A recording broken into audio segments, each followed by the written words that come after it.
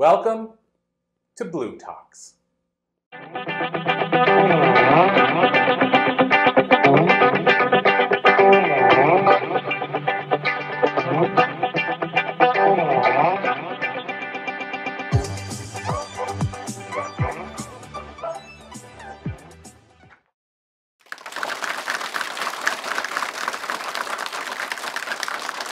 Gary, I'm really excited to be here with you.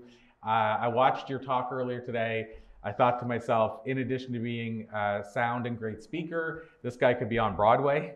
I don't know if everybody else felt that, and or off Broadway, or both. So Gary, where I want to start is, and I know it's a big question, but rather than me try to talk about a bio or anything like that, can you tell us a little bit about where all of that came from? Like, where did you get this knowledge, the experience, the speaking prowess, all these things? What a good question. My goodness, Corey. I started out as a wild child climbing trees and being very acrobatic, gymnastic, wild elf monkey when I was really young. I became a champion springboard diver in high school and college, gymnast, track star. Studying transformational body therapies in the 70s in San Francisco, I developed my own form of transformational body therapy, which then included a theatrical component. It wasn't my thinking, it was simply to be efficient in giving these powerful stretches to people. I was drawn to also speak in rhyme like Dr. Seuss at the same time, to take people on an inner journey, a vision quest, swiftly through their self-talk, so their relationship with their body, their communication, their creativity, their partnerships, and their contribution to humanity would instantly be transformed. When I received a lot of that body therapy, out came all this creativity in me that was held inside. I made a decision at that time. The decision was, oh my goodness, we must all be buried within our own landscapes. And I devoted my life from that age 20, I'm now 72, to being an archaeologist of the soul, to freeing the physical layers of tension, underneath that, the emotional self-talk that's holding those tensions in place, and then underneath that, the creative gifts of expression emerge. So I became dedicated to creating this pathway for others to free their own self-expression. In so, I also came out as a court jester. Suddenly, all this creativity propelled me to be doing compelling telling stories, and I began doing living legends living in Hawaii in this three-horned hat, the face paint, the harlequin outfit, and loving bringing living legends, that was the name of my company, to bring people's stories, authenticity, inner dialogue to life. Now I use it for presentation coaching to help people authenticize and come from a deep-centered core place in their guts, in their body, in their wisdom and their vision and their way of sharing their caring in life. So that's the short, long version of your asking me that question. Well, I mean, what I want to ask you about based on that, I find fascinating is the rhyming side of it. Is, you know, growing up, obviously a product of Dr. Seuss as well in a lot of ways, based on my age. The rhyming stuff fascinates me. What I'm curious about, you know, the 10,000 hour rule, how much a part does that play into the rhyming? And what I mean by that is, were you somebody that always could just rhyme quickly, or is that something you developed over time? It developed over time. I went to a very fine private school in New York City, Horace Mann Private School, secondary school. And we had an excellent English department. Studied one play, King Lear, for 5-6 months, circulating all the different words about blindness and vision and seeing. And so I've developed a real understanding and a beautiful gift also through creative writing back then to bring my own wisdom and insights from the inside out. Now, that was way back then, yet the ability to bring out rhyme mainly came, particularly when I was doing the body therapy, to make more efficient and streamlined the wisdoming in the strokes. So, for example, when I would stretch someone's neck from their ear while doing deep tissue, I would say to them to say after me. My shoulder drops away. My shoulder drops away. I'm stretching the body at the same time as the exhalation while these words are being produced. More room for me to trust. More room for me to trust. What I feel, think, do, and say. What I feel, think, do, and say.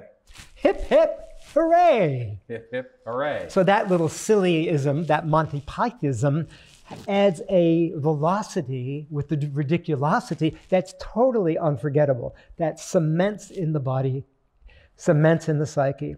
Here today, as part of my presentation, one of the lines I was going to share at the end, which I forgot to say, but now I'm having the chance to share it, is these words that we can also share together, because I love participation. It's where it all comes alive. Are these words, everybody?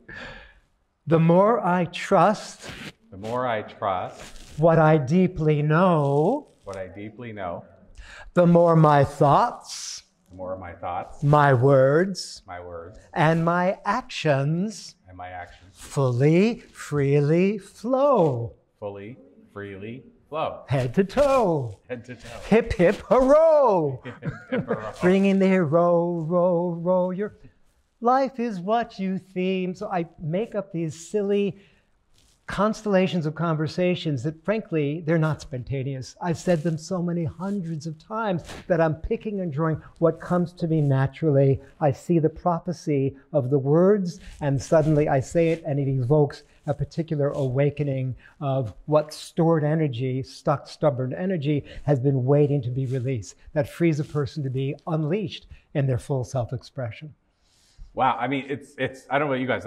This is fascinating to me because I don't know many people that do it or can do it, and it makes me think of in Canada there was a comic. His name, I shouldn't say was. There is a comic. His name is Mike Bullard, and he hosts the longest running late night show. And he was a comic first, stand-up comic first. And one of the things Mike was able to do, which I didn't see anybody else doing, was he could go to an audience and he could say, "You, sir, what do you do for a living?" And they would say, "I'm a fireman," let's say, or a doctor, or what have you. And he could take that and riff with them for like a half hour. Yeah. And it fascinated me because you could have said any answer, right? But what he did was he categorized doctors, lawyers, firemen, whatever, and then he categorized chefs and this and that. And he told me, like, it was all these windows. He had them all categorized. Yeah. So he knew exactly where he was going. So it blew my mind because it seemed so spontaneous, and yet it was not spontaneous at all. Exactly. I thought that was fascinating. Yeah. Often when I'm working with someone, coaching them to be a better presenter, to be more full-bodied in their engagement, their interactive impact, and their effectiveness with their live and recorded presentations on every stage of their life, even that last two sentences, I've said it thousands of times. So I actually see the words and I see a picture of the next scene before it even happens. I see someone who's stuck. For example, one of the exercises I love to practice with people is, who here has a sense that you have a wall in front of you when you're presenting in front of audiences? We all do from time to time, right?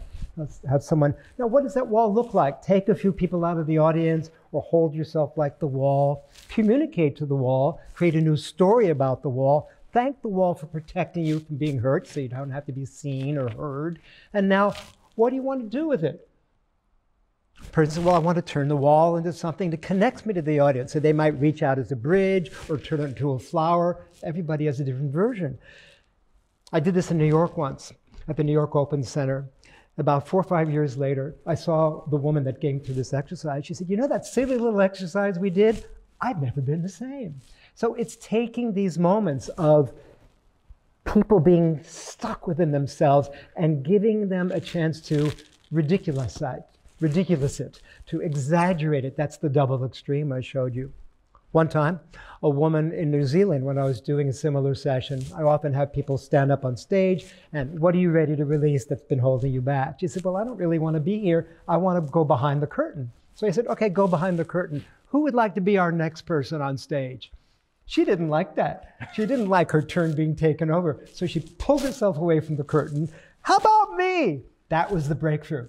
That was what was called, I didn't plan it, yet it was in the air. I could feel it there.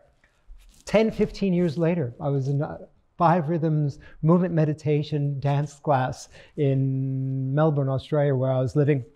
And someone was saying in the workshop, oh my goodness, you know, there's someone, I was calling myself by a different name, named Gary back then, that's my real name, who, when I was in New Zealand, gave me this exercise where I was hiding behind a curtain and I didn't want to come out. Now I teach public speaking to women for a living. Oh my goodness, it's good to know how we affect people when we don't even have an idea how.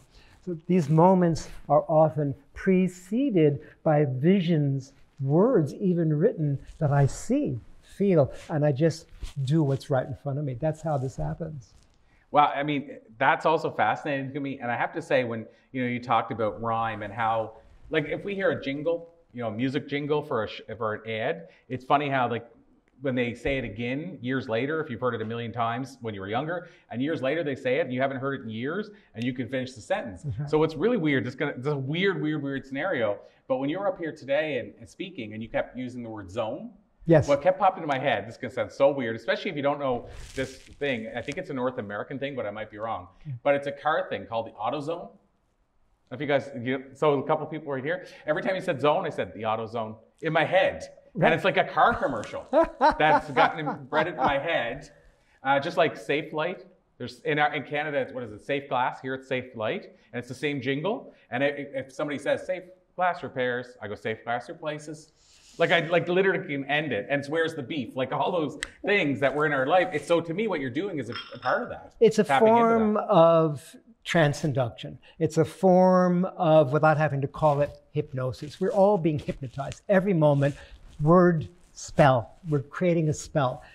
When there's a word that's put into a rhythm that has rhyme to it, not necessarily a reason, there's a certain memory that's easy to recall, like you're saying. And it's easy to come back to that compelling, telling, swelling at any moment. The fact that it's done in rhyme is an anchor that gives people access to their unconscious, to their intuition that wouldn't have been there before. So it's funny to try to tap into this stuff, because again, I find it fascinating. It's wild how, another example of that to me is, it's not the rhyming or anything, but how we can maybe sort of plan so that people remember what we said, or plan how it's embedded in us, is I think of Steve Jobs. Yes. So Steve Jobs with Apple, he did all these, he would go do it, what would you call, like a launch of a product, and he planned it for 6 months, but it was just one day, and then the video circulated online, and people started studying what he had done, and obviously it was knowingly, but I don't know how much he put into it as far as the knowing how it would take off, but there were things he did that were patterns. So for example, when he finished his presentation for the, let's say the iPod, the takeaway, and he did this so that the media would use his same soundbite. Now they said he spent 6 months blocked away in a room preparing. So you'd see him do this talk, and you're like, that's a casual talk. But you notice he always spoke in threes, which we've been conditioned. 3 acts to a play, 3 acts our whole life. So he would speak in threes. He would count it out in his fingers. But he always, when he gave you a tagline for his talk, it was always 5 words. So 1,000 songs in your pocket. And then the media ran and said, Steve Jobs just showed us how to have 1,000 songs in our pocket. So he gave the media the soundbite. The other one was, there's an app for that. Yes. But what I'm saying is he did that with every talk. Again, I think that's very intentional, because it wasn't a coincidence that it was always 5. But what I'm saying is it's amazing how I can still tell you what Steve Jobs said at a dry presentation. I can tell you exactly what he said, what the message was. Following on what you're saying right now, I also love to use triangles within circles. And one of the key points, I was sharing it earlier today, I was saying make this shape with your fingers and your elbows, which I call the P formula. For each point I make, I give one example that visceralizes, where people can visualize that point, showing what I'm telling, and then an application to the audience. If these points that we're talking about now, about rhyming and remembering these simple mnemonics, are able to have simple examples like the ones we're sharing today, then you, the audience, you who are watching here today, both live and online, can easily remember, oh, okay, my first point, my first example, my first application, great. That's the cycle of communication. Let's move on to our next point. So that pattern of threes is very, very powerful when practiced.